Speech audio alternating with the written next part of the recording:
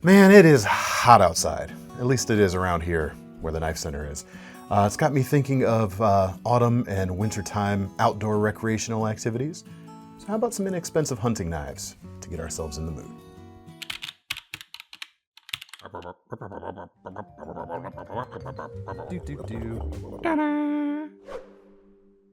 Hey everyone, David C. Anderson here coming at you from the KnifeCenter. Welcome to episode 268 of KniFAQ, the series where I answer all your questions, sharp or dull. What we do is we answer all your questions, or at least some of them, and we get those questions from below these videos in the comment section.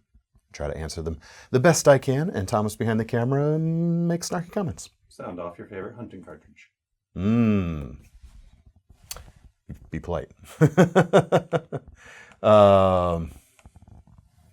380 ACP, just to throw them into a tizzy.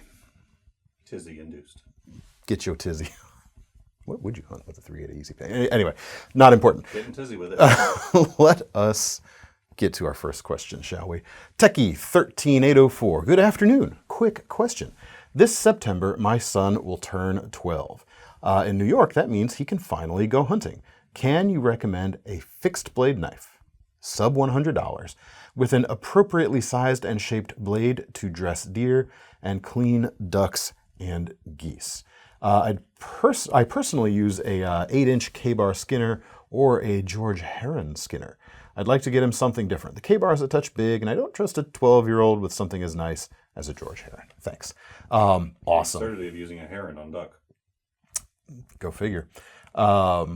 Yes, I have some options here for you. Before we get into the meat of the question, though, here's the part where we do a little bit of promotion, and I say check out the link below to sign up for our SMS giveaways. Right now we've got a beautiful discontinued limited edition zero tolerance knife. I guess beauty is in the eye of the beholder. It's kind of like, maybe not like beautiful in like the traditional sense, but it certainly looks very good. Lamborghinis are big and beautiful. Lamborghinis look good, but are they beautiful? Striking. Pedestrians. Anyway. Or a knife channel. With that out of the way, if you're interested in a chance to win that, make sure to follow the link. But let's get into the question. Yeah, I've got some good starter hunting knives for your boy here, and kudos to you on getting him outdoors and doing things. Yes, you can do two tacks. I've got some utilitarian models, and I've got some nicer models too, because just because we're restricted to $100 doesn't mean there aren't some like truly nice hunting knives available. So let's get into it, shall we? Starting off with the Deschutes Skinner from Kershaw. Very affordable. Price on these is a little bit over $50, about 57, so maybe a little bit under 60 in this case. And it's got a great drop point skinning profile blade, 3.9 inches, although some of that's taken up by the unguarded finger choil right there. So if you wanted to get up and close, you could, but you know, things get slippery, so watch out for that edge, of course. Thin bladed with a high flat grind. It means it's going to slice and skin very nicely. D2 steel. There's some hunters that swear by D2 steel because it can take a toothy edge really nicely, and a toothy edge when skinning is not a bad thing. Skinning and meat processing in particular. Sometimes with meats, if you refine your edge too far, it can feel kind of slippery in a way. Is that a good or a bad thing? It depends, but that toothy nature where it can kind of grab what it's cutting a little bit is not to be discounted, I would say. Easy to manage, lightweight, rubbery grip for extra grip. Again, when things are bloody and slimy, that could be a good thing. And a very capable sheath for the money too. It is ambidextrous. You can flip this carrier around to either side quite easily. You could throw something like a Tech Lock or an Ulti-Clip on there if you want to provide them with a different carry method. But very good option right there. Also, from Cold Steel, for just a few dollars more, about 64, in fact, we have the Pendleton Hunter. And in terms of like value for money here, it's hard to kind of argue against this as being kind of the thing to beat because we've got AUS 10 blade steel here, which is more premium or considered more premium than any of the other stuff I'm going to show you on the table at least. And the price is only about 64 bucks too. 3.5 inches. It's a little bit on the thicker side, and you have a flat grind as opposed to a hollow, which might be better for hunting. But it is very capable. The shape, thanks to Lloyd Pendleton's design there, very effective. The grip is very grippy. You've got a finger guard there to keep yourself from slipping forward onto the edge if things are, if the weather or situation is compromised. There's even about a $20 option with a profile very similar to this. It's so inexpensive you could almost consider that one a disposable object. Who cares what winds up happening to it? But to be fair, at 64 bucks, this could be, well, let me see. Just about anything I'm going to show you here could be a lifetime hunting knife if taken care of. Whether you agree a rubber-handled object should be a lifetime object or not, that's up to you. Sheath. SecureX works nicely. You can move the belt strap to either side.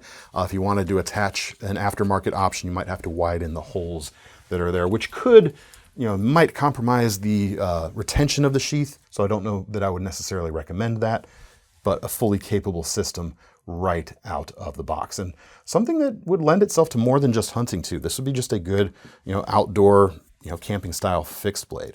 And in fact, my next two recommendations are going to lean that way a little bit more than the first two. These are going to make great hunting knives, but they're not necessarily marketed first as hunting knives. But to that end, I think they have great crossover appeal. The first is the Venture series from Victorinox, the makers of the Swiss Army knife. You've got a blade just over 4 inches long, very useful shape for hunting and skinning, yes, but all kinds of camp craft, camp cooking, bushcrafty stuff, if you get into that or if your kid gets into that. It's about 75 bucks with 14C 28N steel, which is very tough. And you've got good geometry with a full flat grind for great slicing. It's even got a crisp spine. Some would say that's sharp, but that crisp edge can allow you to strike a fire steel in fire steel striking scenarios. And a very comfortable over-molded handle with a full-length tang. If your kid has super big meat paws, might not be the best option, but he's 12, so he probably doesn't yet, but yeah, anyway. Realize the point I was making probably doesn't apply here, but who knows. With my slightly larger than average hands, I do have just enough space right there. There's even a higher end version of this that comes with like a bow drill divot in the handle and some extra like sharpening and survival goodies, which is pretty cool too. The sheath, fairly simple, injection molded, clicks in, and you've got this, which can be reversed. The sheath is maybe a little less, I don't even know if I want to say that. You might consider it a little less secure on the belt because that can be slipped off, but you've got this rubber section on the top that loops over, which is designed to be locked in that way. If you're worried about your kid losing the knife, this retention strap right there could be a very good option indeed. I don't know how responsible your kid is with things, only you can answer that, of course. The next kind of crossover-y design that would make a good hunter is the Kanzbul from Mora Knif, or simply Mora. And there's a reason we say Mora stands for Mora over really anything, because the value to dollar here is very hard to beat. I know I said that a little bit about the Pendleton here. The steel is definitely kind of more premium on the Pendleton, but for 45 bucks, you can get 12C27, very nicely ground, crisp spine for the fire steel striking, a very neutral and very filling handle, which is quite nice. And you've got sort of a hybrid Scandi grind here. The Scandi back here is basically like a double planed chisel, works great on wood carving, other sorts of outdoor pursuits, but it's scalloped at the front for better slicing. And this makes a very slicey profile with good belly for skinning types of cuts. If you want something like this without the crisp spine, the Mora 2000 is virtually the same as this, but the handle's a little bit different and the spine is not so crisp, if I'm remembering correctly. I hope I'm not wrong about that. Both good options. 45 bucks though, I mean, it's hard to beat that. And a very nice sheath here as well.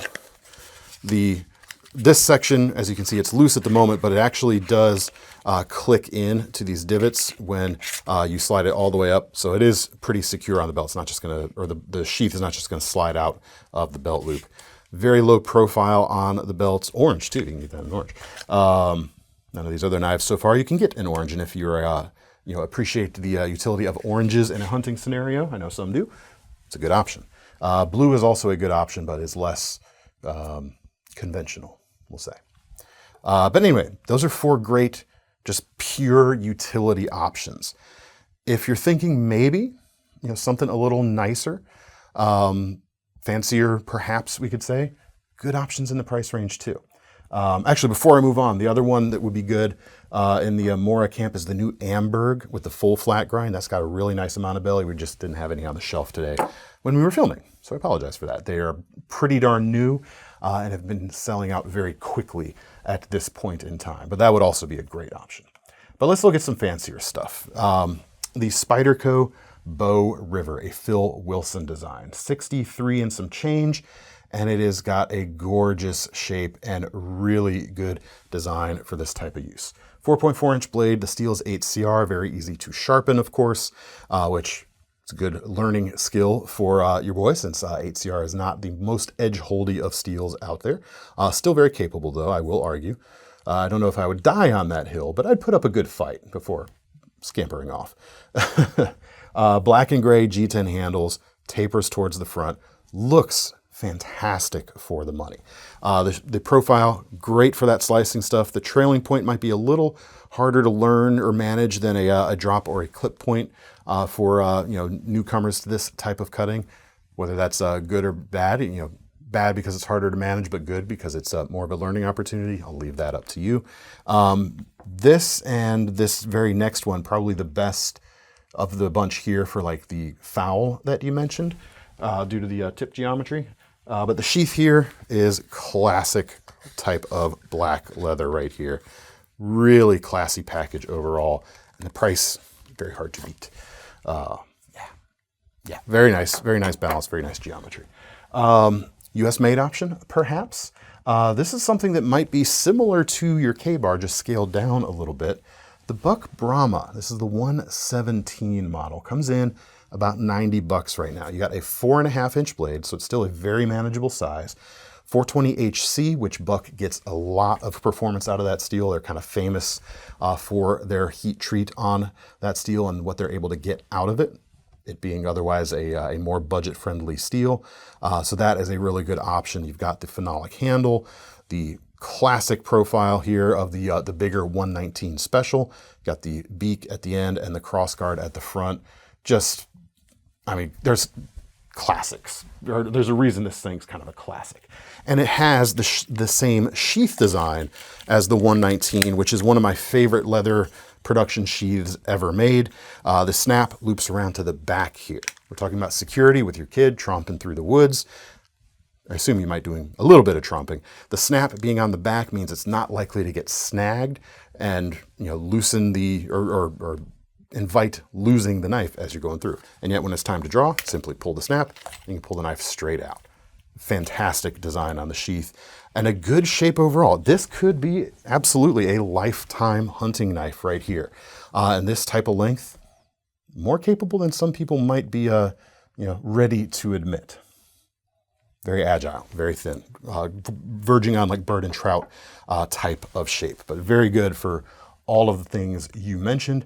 And last but not least, a knife that I think is sort of criminally overlooked.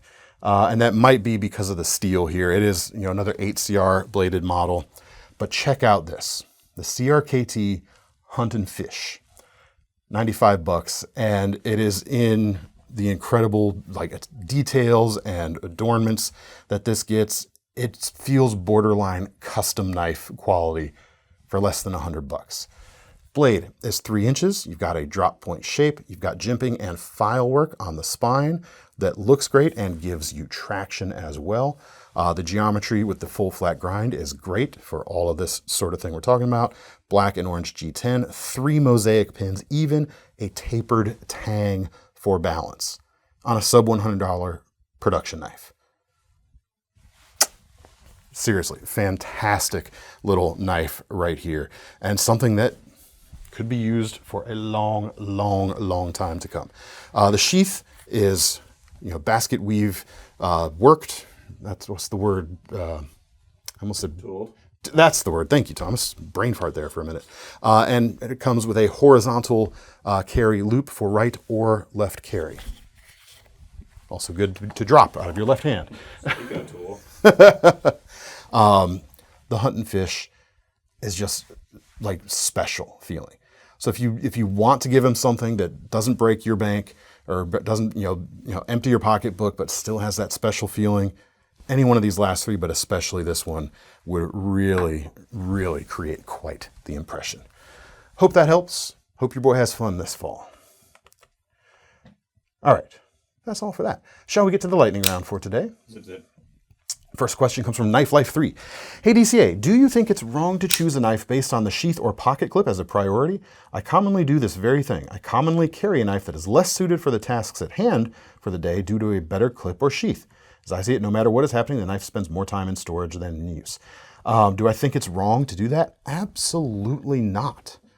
The first rule of knife life is to have a knife.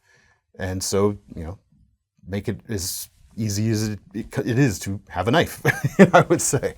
Whatever's the easiest for you and you're the most comfortable with in terms of carrying the thing around, the knife you have on you is going to be way more useful than the knife you didn't carry today because you were annoyed at it for one reason or another. It's the same reason I am an advocate for smaller quote unquote survival knives instead of like big honking choppers, which are awesome, but you want to have a knife on you at all times. And so the easier you make that on yourself, the better things will be. So is it wrong to choose your knife based on how easy it is to carry? Some might say you are the more enlightened amongst all of us. Next question, wax knuckle bearing juice. I really didn't read that name before right now. Remind me, mine's running low. Your wax knuckle bearing is low on juice? Low on juice. I swear I didn't read the name. Anyway, asking again for a folding knife that can be mounted on the side of my suspenders. I would like it in line with the suspender straps. Ever seen anything with a side mount clip? No, I have not. And wanting it in line with the suspenders is making this kind of difficult. So I'm going to kind of guide you in a slightly different direction. But the best option for just a straight up, pocket clipped knife, something like the G Sakai money clip or any like real small money clip knife. It does have a conventional, in this case, tip down pocket clip. And I don't know how wide your suspenders are, but this wouldn't be terrible. These are about $87. Beautiful engraving on the stainless steel handles. You've got a frame lock. You've got a Damascus blade. I believe this is a VG10 core. Really classy thing. I think this is not what you're looking for, however, or maybe it is, but if not, I do have some other options to talk about. One you could consider, instead of mounting the knife directly to the suspenders, go with something like a pouch, like something that has horizontal capability, because that will allow you to carry it vertically on the suspenders, in this case. This right here, Victorinox Swiss tool belt sheath is about $25. It does come with this on it, but if I were in your situation, I would probably slice this off and just use the horizontal loops. Then you could put whatever knife or even multi-tool that you want in there. Other options to consider, you could go with a fixed blade, especially something, none of these are great examples at the size, but you could consider this sort of thing. Throwing like a tech lock or something on a small fixed blade sheath and mounting it that way means you could carry it, pop it out this way, or even carry it inverted on your suspenders, or maybe modify the suspenders. If you were to like sew a little sleeve onto the front that could act as the pocket, so you could either then clip it out on the outside. Hey, I could do this. I could show this as an example. Pretend this is the thing. You could then clip it to the outside of the pocket that's on your suspenders. Okay, that's not working. Dang it. So, or you could clip it inside like that. That would probably even be more secure. Or you could clip it outside if you wanted to be that guy. Anyway, maybe one of those options. I feel like a fool now. Maybe one of those options could be good. could be good for you. But yeah, I don't really know of anything like pocket knife with a side mounted clip that would, do what you want it to do without, extenuating modifications or circumstances, whatever you want to say. If it just slipped onto your suspenders, it's going to just slide down as you're walking. That too, yeah. That's why, like this, at least as we can tell, it's a very stiff clip because I couldn't even get it in my pocket. That might not slip too badly on you, but I personally would either mount a something like this to it, or do that kind of permanent modification option for you. But I don't wear suspenders, so I'm speaking conjecturally here. But I do hope that helps. Wax knuckle bearing juice. Change it frequently. Every 3,000 yards, I think. It's made of wax. Now we come, of course, to our most final question of the day, which is, of course, our most seriousest question of the day, which comes today from Jeremy Yussenkirkap. I know that's not how you say it, but I don't care.